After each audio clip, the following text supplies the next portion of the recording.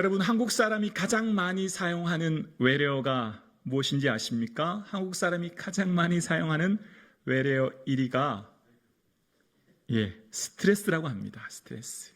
원래 스트레스는 물리학에서 나온 단어인데요. 팽팽하게 조이다라고 하는 라틴어에서 유래되었대요. 오늘 함께 예배드리시는 여러분, 내 마음을 팽팽하게 조이고 스트레스받게 하는 삶의 일들이 무엇입니까? 말하지 못하는 신생아도 스트레스를 받는다고 하지 않습니까? 그런데 이 스트레스는 크게 두 가지 종류로 나뉜대요. 긍정적인 효과를 주는 스트레스가 있고 부정적인 효과를 주는 스트레스가 있다는 겁니다. 그러니까 긍정적인 효과를 주는 유스트레스라고 하는데, 스트레스를 만났을 때 힘들지만 한번 도전해보자, 지금 이것으로 인해서 내 능력을 한번 시험해보자 라고 생각하고 이것을 내 성장의 발판의 기회로 생각하면 그 사람은 더 성장하고 오히려 생활에 활력을 얻고 그 삶의 생산성을 높이는, 크게 도움을 준다는 겁니다. 근데 반대로 디스트레스, 삶을 부정적인 영향을 주는 디스트레스는 스트레스를 만났을 때 짜증나 죽겠다, 미치겠다, 더는 못하겠다, 이렇게 생각이 드는 순간 그 스트레스에서 시달리다가 그냥 탈진해버린다는 거예요. 그러니까 매 순간마다 오는 수많은 스트레스를 내가 어떻게 반응하느냐, 내 선택이 참 중요한데, 부정적인 디스트레스를 긍정적인 유스트레스로 바꾸는 힘, 전환하는 힘이 우리의 삶을 새롭게 한다는 거예요. 성도에게 우리를 부정적인 디스트레스를 긍정적으로 유스트레스로 바꾸는 힘은 뭘까요? 성도에게 있는 특별한 힘과 능력은 뭘까요? 바로 하나님이 섭리하십니다 라고 하는 섭리의 고백입니다. 하나님께서 행하시는 일들 속에 내 인생에 버릴 것이 없고, 지금 다 이해되지 않고 지금 다 깨달아지지 않지만 반드시 하나님께서 이것을 통해 합력하여 선을 이룰 것이다 라고 하는 것을 보는 눈. 그래서 지금은 다 이해되지 않지만 과거의 삶을 볼 때 마치 퍼즐처럼 맞춰진 하나님의 은혜를 발견하듯이, 지금 현재의 삶 또한 다 이해되지 않지만 언젠간 미래의 오늘을 바라보았을 때 하나님의 행하실 일들을 기대하는 삶, 그 삶을 저와 여러분이 살 수 있기를 주님의 이름으로 축복합니다. 오늘 본문에도 그런 하나님의 섭리의 은혜가 있습니다. 오늘 본문을 전인 6절에 보면 이런 말씀이 있죠. 우리는 무교절 후에 빌립보에서 배로 떠나 닷새만에 드로아에 있는 이라고 이야기합니다. 지금 바울이 드로아에 도착한 데 며칠이 걸렸냐면 이제 한 5일 정도 걸렸대요. 유럽인 네아폴리 항구에서 이 아시아의 첫 항구인 아시아까지 오는데 한 5일 정도 걸렸다. 이제 오늘 본문의 6절에 앞서서 기록하는데요. 자, 그런데 원래 지금 이 길은 한 이틀 길이었다는 거예요. 어떻게 알 수 있냐면 사도행전 16장 11절에 보면 우리가 드로아에서 배로 떠나 이튿날 네아폴리로 가고라고 얘기해요. 그러니까 오늘 이 드로아에 있는 항구가 처음이 아니잖아요. 예전에 이 2차 전도여행 때 왔을 때 드로아에서 마게도냐인 네아폴리까지 가는데 이틀이 걸렸다는 거예요. 근데 오늘은 며칠 걸렸죠? 5일이 걸린 거예요. 그러니까 배가 더 걸린 거죠. 이때 당시에 심한 풍랑을 만난 배들은 자체 동력이 없기 때문에 닷을 달고 항해를 해야 되는 배들이 풍랑을 만나면 그 풍랑 속에 휩쓸려 배가 전복되거나 표류되는 일도 많았다고 하죠. 그러니까 이때 당시 며칠 걸렸어 물었을 때 통상보다 배나 더 걸렸다면 사람들이 벌써 안 돼요. 풍랑을 만나서 이리저리 표류하다가 늦게 도착했구나 라고 하는 것을 알게 된다는 거죠. 그러니까 지금 사도 바울은 고령의 나이입니다. 지금 그 일행이 이 드로아까지 오기까지 무척 힘이 들었습니다. 험한 항해길에 풍랑을 만나서 이틀이면 도착할 길을 배나 더 걸려서 이제 겨우 도착하게 된 거죠. 그 풍랑이 왜 겪어야 했는지 지금 바울은 다 이해되지 않습니다. 이제 후에 되면 깨닫게 되어집니다. 그런 상황 가운데 바울과 일행은 이제 쉼과 안식을 얻은 후에 이제 함께 예배드리죠. 7절에 보면 그 주간의 첫날에 우리가 떡을 때려 하여라고 이야기합니다. 사도 바울이 이제 그 주간의 첫날, 그러니까 주일이 되는 거예요. 유대교와 차별을 두기 위해 이제 주일날 예배 드렸다는 최초의 기록이 여기 등장하는데요. 이때 당시 주일은 휴일이 아니었대요. 그러니까 정상적으로 출근을 해야 되는 상황인 거죠. 그러니까 이제 저녁 집회가 이어진 겁니다. 저녁 집회에 이제 떡을 떼는, 그러니까 이 예배 때 통상적으로 늘 성찬이 있었고 성찬 후에 성도님들이 함께하는 애찬이 이어졌다고 합니다. 그러니까 성찬과 애찬이 이어지는 그 순간에 이제 함께 말씀을 전하고 있는 상황이에요. 자, 그런데 사도 바울은 이제 내일이면 떠나려고 합니다. 그럴 때 이제 마지막 밤을 성도님들과 함께 보내고 있는 상황입니다.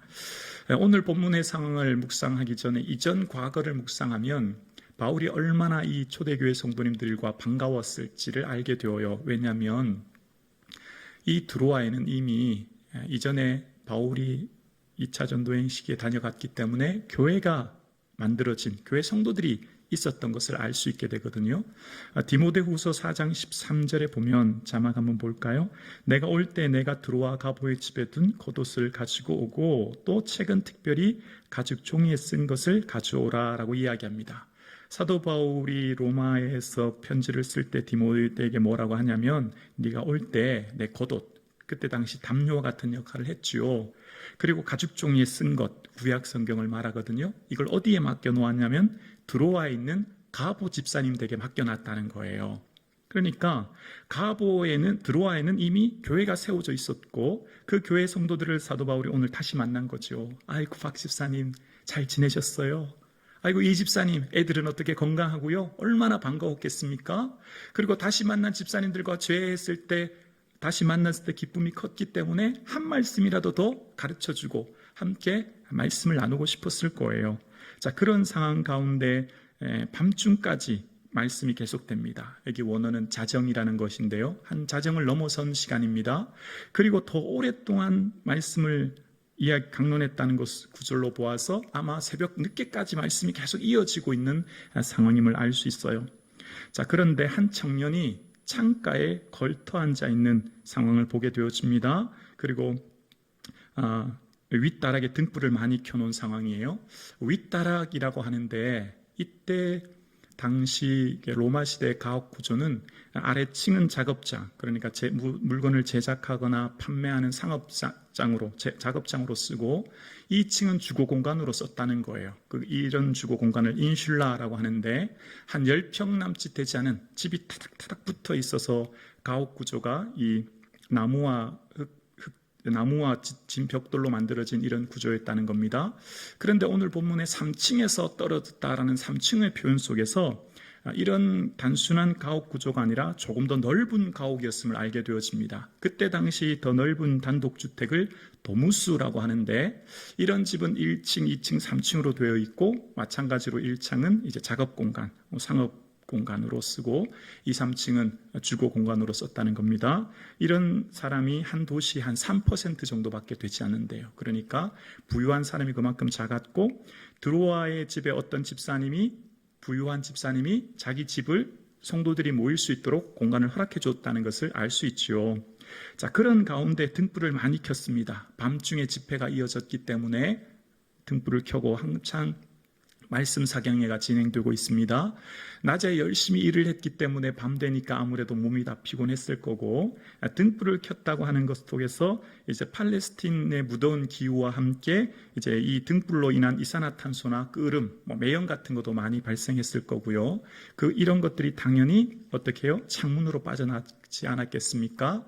열기와 매연이 창문으로 빠져나가는 그 순간에 걸터 앉아있는 한 청년이 바로 있었습니다. 유두고였죠. 그 역시 낮에 피곤한 몸을 이끌고 창가에 걸터 앉아있을 때 눈꺼풀이 점점 무거워집니다. 졸게 되죠. 그리고 창에서 떨어져 죽게 됩니다. 졸지 마세요. 죽는 수가 있어요. 9절에 죽었는지라 라는 표현 속에 기절했다는 게 아니라 죽었다고 하는 것을 알 수 있어요. 왜냐하면 이 본문을 기록한 사람은 누가지 않습니까? 누가는 의사 출신이었고 의사의 정확한 진찰로 보았을 때 유고두오는 죽은 것이 분명했습니다. 자, 그런데 오늘 본문 9절 한번 자막 보여주실래요? 9절에 보면 이렇게 청년을 소개하죠. 유두고라 하는 청년이라고 소개합니다. 예, 됐습니다. 보통 바울이 어떤 기적을 행할 때는 사람의 이름을 잘 언급하지 않았어요. 예를 들면 루스드라에서 걷지 못한 사람을 일으킬 때 그냥 걷지 못하는 사람이라고 했지 그 사람 이름이 없지 않습니까? 근데 오늘은 정확하게 유두고라고 하는 이름을 밝히고 있어요. 의미 없는 것이 없죠. 다 의미가 있는 것인데, 자, 이때 당시 유두고라고 하는 것이요, 로마식 이름으로 하면 유티쿠스라고 해요. 근데 이 유티쿠스라고 하는 것은 이름은 신분을 드러낸다는 겁니다. 이때 당시 이런 이름은 주로 노예나 혹은 종에게 붙이는 이름이었대요. 우리로 표현하면 조선시대 때 무슨 마당새, 돌새야, 마당새야 이러면 모슴이었지 않습니까? 그러니까 지금 이때 로마 시대는 철저한 신분제 사회였고, 이 신분제 사회의 노예는 정말 처참한 삶을 사는 사람들이었죠. 우리가 아는 철학자 아리스토텔레스는 노예에 대해서 말하는 도구라는 표현까지 씁니다. 그러니까 사람이 아니라 물건이었다는 거죠. 그러니까 오늘날 우리가 소유하는 무슨 자동차쯤 여겼지 않았을까 생각되어집니다. 그러니까 오늘 본문 9절을 읽으면 돌쇠라고 하는 청년이라고 하는 표현이에요. 앞에 이름은 절망적인 단어고 뒤에 이름은 희망적인 단어인 거죠. 그러니까 뭔가 느낌이 서로 상반된 느낌인 것을 알 수 있어요. 젊은 청년인데 자유인이 아니라 노예예요. 그러면 남들이 주인이 봤을 때 노예는 참 좋아요. 높은 가격에 팔 수 있으니까. 그런데 내가 노예라면 어떨까요? 내가 만약 평생 노예로 살아야 한다면 어떨까요? 청년이란 말은 미래에 대한 꿈과 희망으로 가득 찬 단어이지만 노예에게 청년이라고 하는 것은 절망 그 자체입니다. 노예에게 미래의 청년이란 말은 어쩌면 더 큰 절망이 기다리고 있다고 하는 것을 생각할 수밖에 없어요. 차라리 노년이면 이제 내 인생 어느 정도 끝났다 생각되지만 아직 미래가 찬란한 시기인 이 젊음의 시기에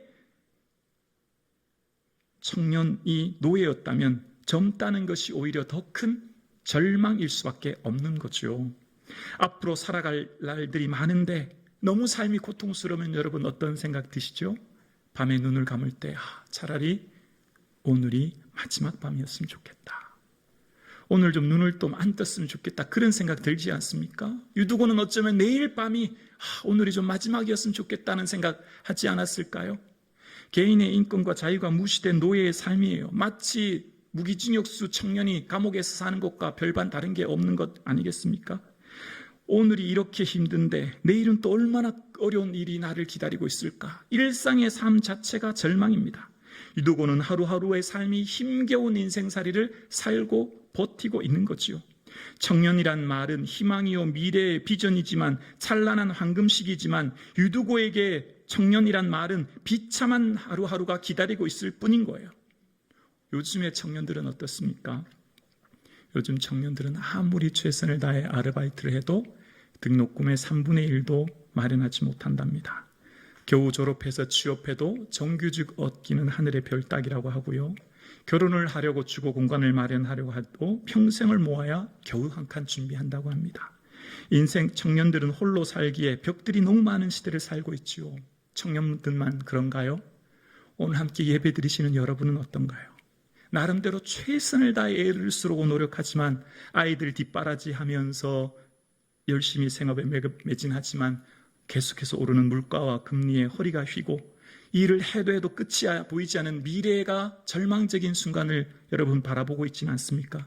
끝없이 펼쳐진 내 삶의 미래가 희망이 아니라 숨막히는 현실 속에 미래가 불안하고 초조하고 근심되지는 않으십니까? 이런 상황이 유두고의 삶이었고요.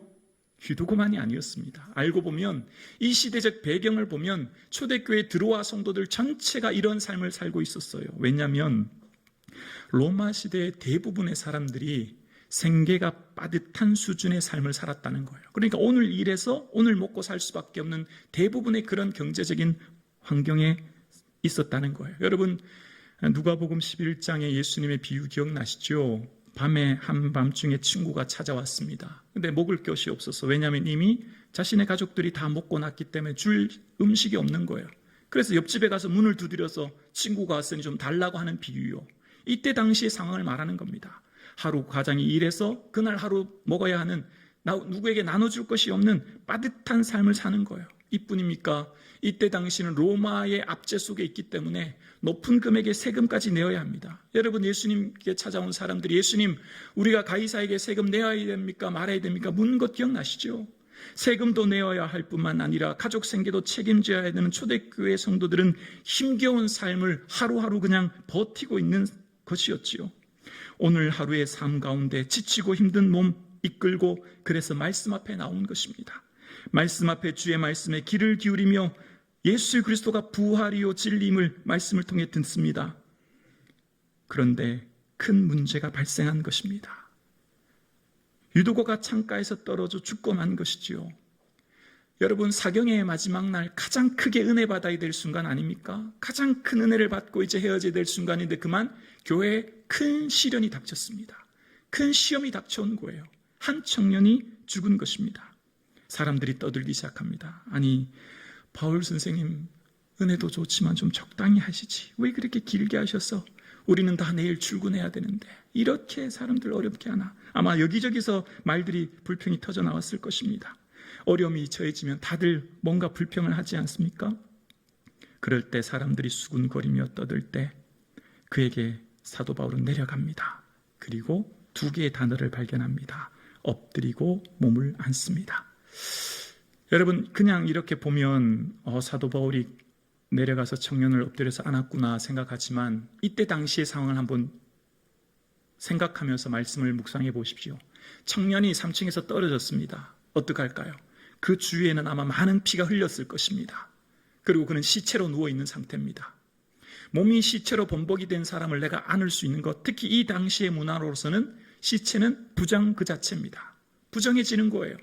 그런데 사도 바울은 그를 엎드려 안은 것입니다. 법의학자들의 말을 들으면 시체가 다 썩어서 머리카락만 남은 사람을요, 부모는 달려가서 그것을 안는데요. 부모에겐 사랑이 있기 때문에. 어떤 누구도 냄새 때문에 다가가지 못한다는 겁니다. 사도 바울이 어떻게 달려갔을까요? 그 마음에는 안타까운 마음이 있지 않았겠습니까? 그 마음에는 청년 유두고 하나님 아시잖아요. 이 청년이 어떻게 살아온 것 주님 보고 계시잖아요. 하루하루가 숨막히는 현실 가운데 절망의 삶을 살아가는 유두고 아시잖아요. 하나님, 유두고 그냥 버려두시면 안 돼요. 하나님 도와주세요. 아마 그런 갈급함에 마음이 안고 유두고의 마음에 유두고의 몸을 엎드리지 않았겠습니까? 엎드려서 그를 안습니다. 하나님께서 이 청년에게 하실 일들을 기대하며 소망한 것이죠. 하나님, 이 청년 그냥 놔두지 않을 것이다. 하나님 은혜 베풀어 주실 것이다. 기대한 것이죠. 청년에게 그리고 가까이 가서 길을 댔을 때 생명이 그에게 있다 고백합니다. 여러분, 이 청년 누가 살렸습니까? 하나님이 살리신 줄로 믿습니다. 보세요. 초대교회가 이 청년이 떨어졌을 때 합심 기도하거나 중보 기도했다는 모습이 없지요. 바울이 달리다굼 다비다야 일어나라 라고 하는 베드로처럼 뭔가 일어나라 라고 하거나 기도하는 것도 없어요. 발명과 발견의 다른 점을 아시죠? 사도 바울은 발견했을 뿐이에요. 누가 살려주신 것을요? 하나님이 살려주신 것을 발견했을 뿐이에요. 하나님이 하신 것을 확인했을 뿐이에요. 어떻게 해요? 사랑의 마음으로 그 앞에 엎드려 몸을 안았을 때 기적을 누가 체험할까요? 누가 하나님의 놀라운 능력의 기적을 체험할까요? 마음속에 하나님의 사랑이 있는 사람이 기적을 체험하는 줄로 믿습니다. 하나님의 애끓는 그 사랑으로 하나님이 이 청년 아시잖아요. 이 청년이 그동안 살았던 삶의 고난과 아픔, 슬픔, 매 순간 버티기 어려웠던 삶을 살았던 이 청년 이대로 버려두시면 안 돼요. 하나님 은혜 내려주세요라고 하는 그 애끓은 사랑이 유두고의 마음, 유두고를 품게 되었고 그에게 생명이 있음을 알게 된 것이죠. 오늘 함께 예배드리시는 사랑하는 성도님, 오늘 이 말씀을 통해 우리에게 주님은 무엇을 말씀하고 계실까요? 너희들의 삶의 기적을 체험하고 싶니? 너희들의 삶에 하나님의 능력을 경험하고 싶니? 너희들의 삶에 하나님의 역사를 경험하고 싶니? 내 마음속에 주 예수 그리스도의 마음을 품어라. 이웃을 향한 사랑의 마음을 품어라. 거기에 기적이, 거기에 능력이, 거기에 은혜가 있다 말씀하는 것 아니겠습니까? 오늘 함께 예배드리시는 사랑하는 성도님, 내 마음속에 예수 그리스도의 마음과 그 은혜가 있기를 주의 이름으로 축복합니다. 이웃을 사랑하는 마음이 있기를 주의 이름으로 축원합니다. 이웃을 사랑하는 그 마음이 확인했죠. 생명이 그에게 있다고 하는 것을. 그걸 안았으니 당연히 작은 미세한 호흡을 그의 귀로 듣지 않았겠습니까? 3층에서 떨어진 유두고가 죽게 됩니다. 그러나 유두고는 이제 새롭게 살아납니다. 절망의 청년 유두고는 죽었습니다. 그러나 희망의 청년 유두가 다시 살아났습니다. 근심과 두려움과 불안의 청년 유두고는 죽었습니다. 그러나 주와 함께하는 기쁨과 소망과 즐거움의 유두고는 다시 살아났습니다. 인생이 완전히 새로워진 것입니다. 유두고만이요? 아니요. 초대교회에 들어와 있는 모든 성도님들의 삶이 새로워졌습니다. 그렇구나. 하나님이 함께 하시는구나. 마치 예수님께서 나사로를 살리실 때 예수님이 어떤 분이신가를 보여주시기 위해 나는 부활이요 생명이니 나를 믿는 자는 죽어도 살겠고 무릇 살아서 나를 믿는 자는 죽어도 영원히 죽지 아니라 하신 이 말씀을 보여주신 것이죠. 마치 뿌리채 뽑힌 유두고의 삶, 시한부와 같은, 아니 마치 죽은 것 같은 하루하루를 살아가는 유두고, 절망의 유두고가 죽고 희망의 유두고가 살아난 것입니다. 은혜의 유두고가 살아난 것입니다. 모든 초대교회 성도들의 삶이 새로워진 것이죠. 오늘 함께 예배드리시는 사랑하는 성도님, 주를 바라볼 수 있기를 주의 이름으로 축원합니다. 절망의 내가 죽고 소망의 내로 다시 살아날 수 있기를 주의 이름으로 축원합니다. 하나님 살아계십니다. 유두고를 살리신 그 하나님, 유두고만의 하나님일까요? 들어와 교회의 하나님일까요? 오늘 우리의 하나님이신 줄로 믿습니다. 여기에 우리와 함께하고 계십니다. 여러분의 삶의 자리에 함께하고 계십니다. 그리하여 유두고의 삶은 이제 새로워진 것입니다. 어제는 눈을 감을 때 내일이 오지 않았으면 좋겠다, 절망의 삶으로 지치고 힘든 나날을 보냈던 유두고가 이제는 눈을 감으면서 내일 이루실 하나님의 일들을 기대하며 소망하며 눈을 뜬 것입니다. 종들아, 모든 일에 죽게 하듯 하라.